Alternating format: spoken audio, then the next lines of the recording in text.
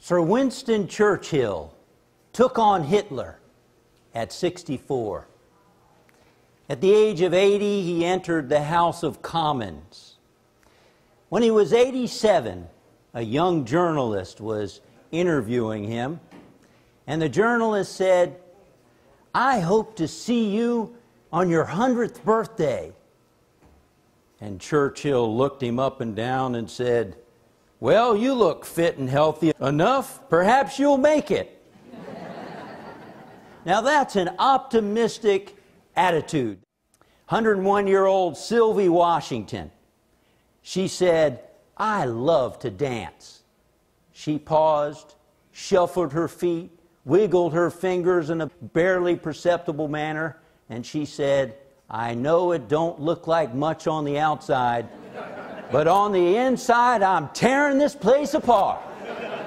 There are some wonderful tools that we can use to stir up that spirit that is within us. One of them is speaking positive, affirmative words on a daily basis.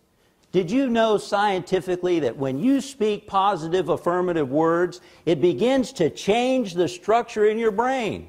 Now, I'm not a brain scientist, but these little dendrites start growing these hair follicles, and they are part of the neurons in the brain, and they start to work in the brain and create connections to establish the very beliefs and attitudes that we want to establish within ourselves, just by speaking positive, affirmative words. W. Clement Stone, who became a self-millionaire, multimillionaire, went from rags to riches in selling insurance. He used to affirm every day, "I feel healthy, I feel happy, I feel terrific. I feel healthy, I feel happy, I feel terrific." He lived to be 100.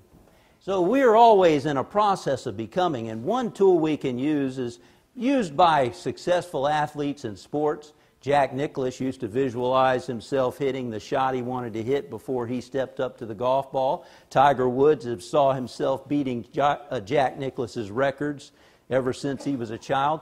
We become and move in the direction of what we visualize. Dr. Viktor Frankl, who wrote the book Man's Search for Meaning, describing his experience in the concentration camps. And he lost his entire family except for his sister. At one point, he found himself naked and alone in a room. And he had this thought, which he said he later called the last of the human freedoms. He thought to himself, "You can take away my family.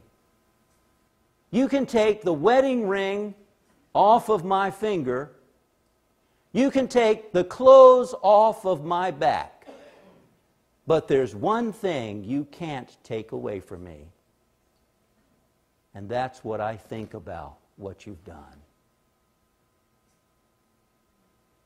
Under such horrendous circumstances, he discovered the last of the human freedoms, that we have the ability to choose what we think about no matter what happens in our lives. You all remember the big accident that happened about a month or two ago in front of Moss Creek? It backed up traffic. Well, a dear friend of mine was killed, sadly, in that accident. Rita Litz. Anyone know Rita Litz? She was a passenger in the car, and the car got broadsided. Rita Litz was a person who was forever young. She struggled with fibromyalgia. Her whole body ached.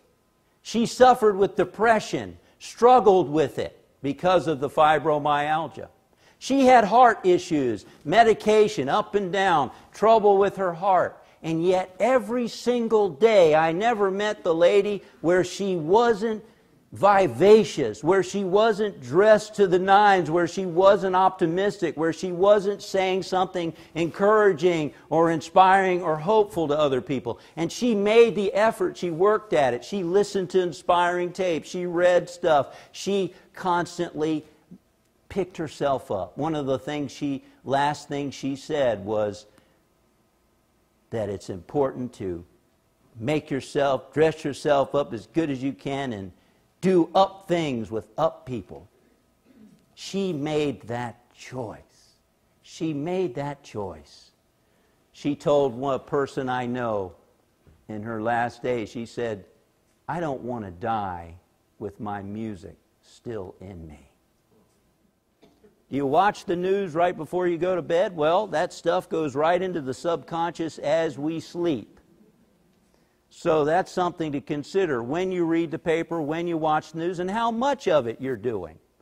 Do you watch it all the time, filling yourself with all the negativity? Let's face it, people are motivated more by fear than they are by pleasure. And the news media knows that.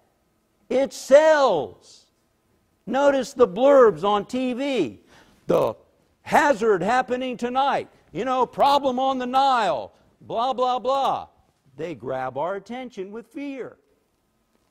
Now, media's good. We're a free country. We want to know what's going on. But I recommend that you watch as much of the news or the newspaper to keep you informed, but don't overdo it, because it will pull you down if that's what we're filling our mind with. Sir Winston Churchill took 3 years to finish the 3rd grade. Interestingly enough, ironically, Oxford asked him to do the commencement address years later. Well, he walked out with his usual props toward the lectern, a cigar, his top hat, and his cane. And the audience rose in appreciative applause. And he stood there with unmatched dignity, quieting the audience. And he took out his cigar, and he placed his top hat on the lectern. And into the hush, he said with a ring of authority, "Never give up." And he paused for seconds as there was a hush over the audience. Then he rose up on his toes and he said, "Never give up." And he took his cigar and his top hat, and he balanced himself on his cane and left the auditorium. The commencement address was over.